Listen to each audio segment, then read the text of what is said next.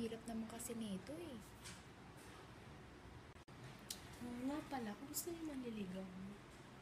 Naku, manliligaw ko. Parang ex ko din yun eh. Sa una, manliligaw, di ba?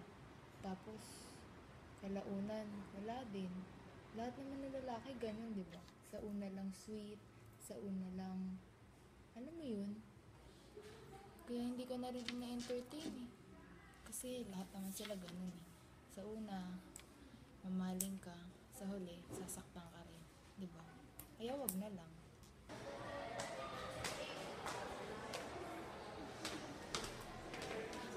Hey, Rachel! Uy, May mga election na. Iboto mo ko at tumakbo as president sa student council. Wow! Sige, supportahan ka namin. Okay. Oh, bakit? Nabalitaan mo na ba? Ano? Tatakbo si Hana bilang SC President. Siya tatakbo? Oo! Alam mo ba natin? Tamad-tamad kaya, no? Huwag na may iboto yun. Bakit? Eh, anong magagawa niya pag naging president siya? Walang magagawa niya. Hayaan mo lang. Ayaw mo siya matalo. Bisa na. Sige na nga. Tara